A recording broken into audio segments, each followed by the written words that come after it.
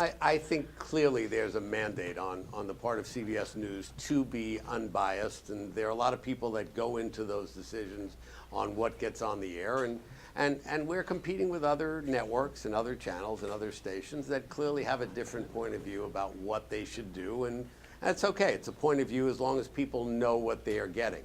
The CBS has very high journalistic standards, and the two gentlemen that lead our news division, Jeff Fager and David Rhodes, are extraordinary journalists. One has run 60 Minutes for many years, and the other used to run Bloomberg News and worked at Fox, and they're first-class journalists, and Scott Pelley is managing director of the Evening News.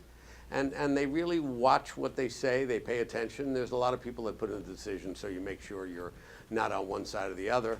And as you may have heard me say, it's very interesting when we get mail, and we like this, that sort of said, why weren't you more critical of the president, or why were you so nice to the president? That means we've done our jobs, which means we've played it down the middle.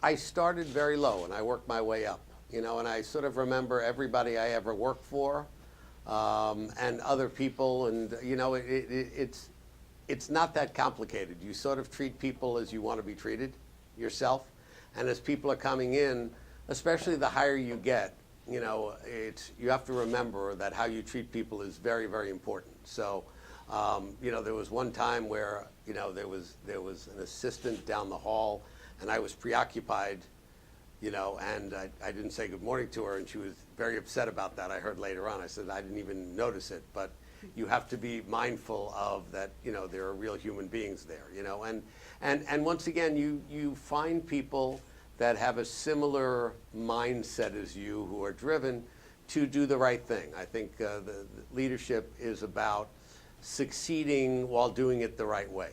We're in a business where it's very competitive, and it's sometimes people play very dishonestly. We don't try to do that. I try to lead by example, that we do things, in a very honorable way, and our way of doing business is exemplary, and we try to, in addition, the last thing I'll say in the question is, we have to attract producers who could go anywhere, who are producers of our content, and we have to provide the best place for them to work, an environment where they feel safe, where they can put out their best creative ideas and know that they have great collaborators. So those are some of the things I think about when I think about leadership.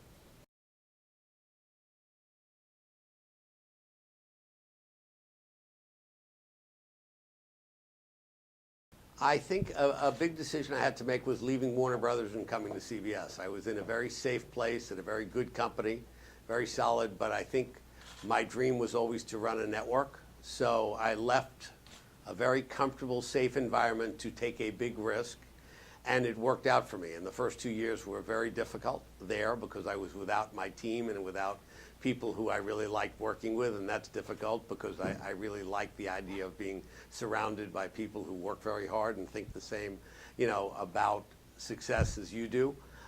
So that was a big decision for me, and I made it in 1995, and it worked out very well for me. Risk is always, you have to say, what's the risk, what's the reward? If the risk falls apart, what happens then? Are the consequences worth that? We have taken a lot of risks. I have taken a lot of risks, but I always think of the downside. I always say, what is the worst thing that could happen if this happens? What happens publicly? What happens to the business? What happens to the TV schedule? And then you make a decision. I'm not risk averse, but I'm not stupid either.